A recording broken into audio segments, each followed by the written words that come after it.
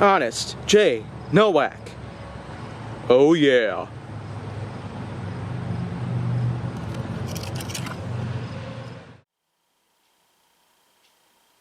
A pleasure to meet y'all at last, and welcome back to Honest J. Nowak and Flying with the Foam. And now, today's little topic here that I got to talk about, based on Nerf, based on everything else, is quite honestly, it's going to be another Ultra Blaster, and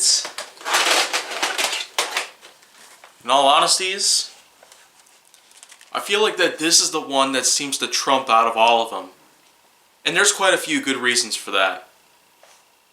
But in all honesties, I feel like having to refer back to when I really had a lot of problems with Drac on the YouTube channel Lord Draconical, and I just cannot be certain about what my next move could be based on how I interact with someone like this.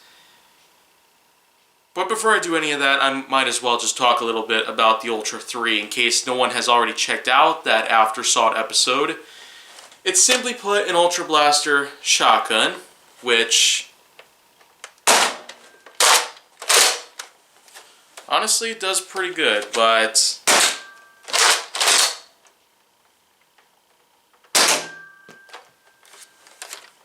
I feel like that there really is a lot of things that some people just shouldn't really overlook at this point, because if you don't recall from the Aftersought episode, I was wearing gloves at the time, so of course, even with that in mind, watch this. Drac, of course, put an index finger outside of the trigger guard, which is not at all what you're supposed to be doing, as the main purpose of a trigger guard, which is a piece that's like this, sometimes it can be changed differently or shaped differently.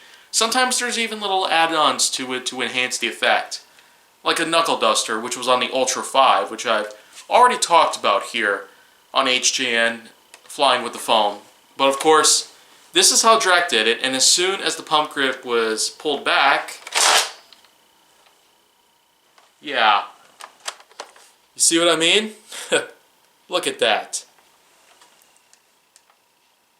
I'm just dead serious at this point, and of course there was also the point where Drac managed to have a knuckle slidden out like this, extruding out to the point where it could actually collide with the magwell.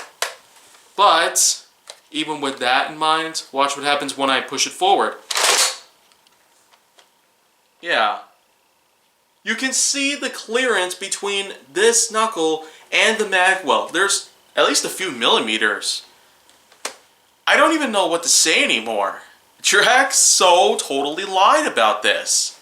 Either it's that, or Nerf might have designed this a little bit differently, so that way the pump grip doesn't get pulled back so far or pushed forward so far. I'm just not really sure how to clarify this, but that's pretty much all I can justify at this point. But of course, other than that, its functionality is pretty good, and I could say that with a capacity of 8 rounds, even though it only comes with 5, well, in all honesties, this isn't the only case where a Nerf blaster comes with a certain amount of ammo, whereas you could fill a magazine or something like that with more of them. There was the famous case of the Hailfire and Diatron in the year 2013, where they didn't exactly come with all the ammo or all the parts that probably would have been necessary to complete the look of each of those blasters. The Diatron would have been able to fit 10 discs instead of just 8, and the Hailfire would have had up to 8 clips inside of its large turntable instead of just 4, as well as 48 darts and not just 24. So the 3 here is pretty much carrying on with this little thing that Hasbro had been doing here, but this is just a minor flaw here. Everything else that I've already talked about so far is pretty much just minor at this point.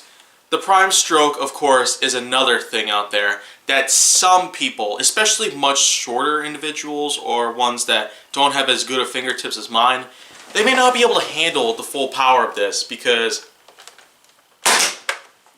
in this likelihood,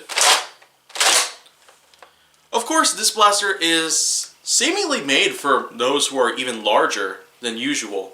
Of course, I'm at the usual height of around 6 foot, but I seem to be shrinking down a little bit, probably due to age. But no matter the case, I see the 3 being no problem at all, regardless of what size I am, in fact. I am losing weight, and I am in fact losing a bit of height in the process. So of course, being that I am in fact around 250 and still around 6 foot, it's a pretty good way to judge that this blaster seems to be just fine in my handling. Of course, there's one other thing though that is pretty convenient by most standards. Having dart storage, because there's 5 slots here in the back end of it that you can store 5 extra Ultra darts. So in total, that's 13 Ultra darts that you're pretty much carrying. It still hails in comparison to how many darts you can carry in the Ultra 1. There's well over 28 darts you could carry, a ton of which can be found in the drum, but you can also store an extra 8 in the stock, 4 on each side. Whereas this has only 5 slots in the back end of it. I'm not really sure why they didn't really try anything like the double breech or the stockade, where you could basically just have a little set of stades on the side that would be able to grab onto extra Ultra darts just in case you need that sort of convenience. But again,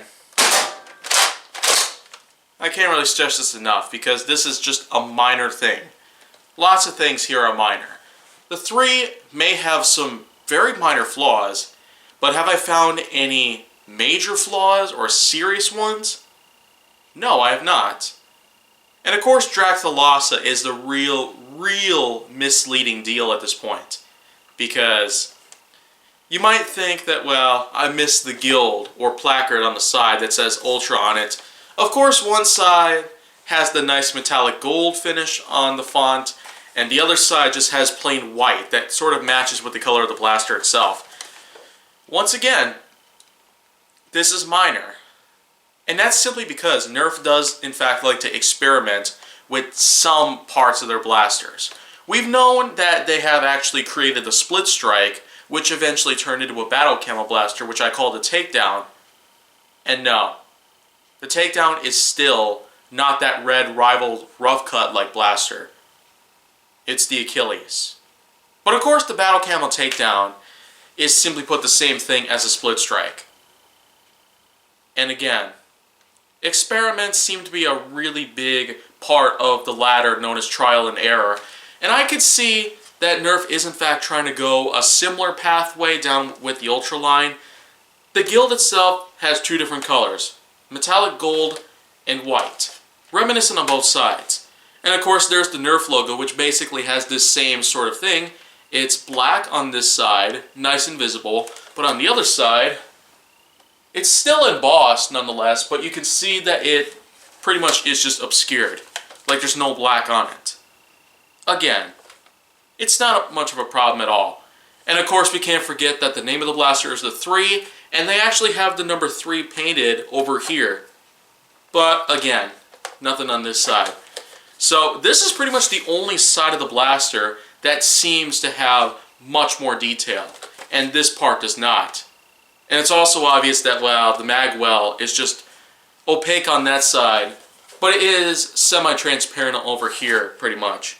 It's not completely. It's still got a little bit of like a finish to it, as if the tint is pretty much visible.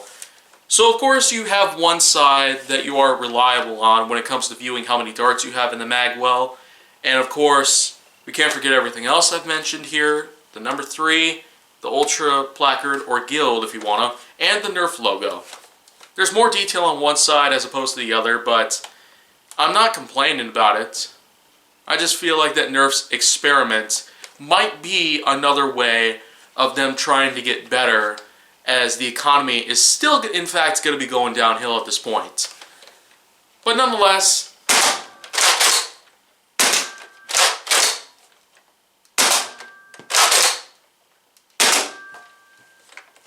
I'd say this is a great pick-me-up. I've talked about it before, the fact that I was able to buy this for only $20 at Target at the time that I bought this. And I also bought the Moto Strike, of course, on that same exact day. Unfortunately, the Ghoul Grinder was not around then, but I was able to pick one up. Yep, and it'll be making an appearance on here in Flying with the Foam very soon. So be sure to look out for that. Meanwhile, the 3 in Moto Strike, I was only able to spend about $50 on them both, instead of $70. That's quite a big deal that went around at that time. Maybe there's similar deals that you could find in Target, or Walmart, or Kohl's, or Toys R Us if there's still any of them left here in America. But, of course, we can't forget that regardless of the price tag, regardless of all the issues and flaws that I've already identified, as well as every other beneficial aspect that I've seen around here, it's still a great blaster in many ways. I seem to handle it just fine. It's nice and balanced. Wow, it's pretty lightweight too. Probably because there isn't too many things around here that are solid. They have 5 cutouts for ultra dart storage. The grip is nicely textured and somewhat ergonomic in most ways. Able to conform to the shape of my hand somehow. And of course, the ability to fit 8 darts into this magwell is a pretty nifty touch.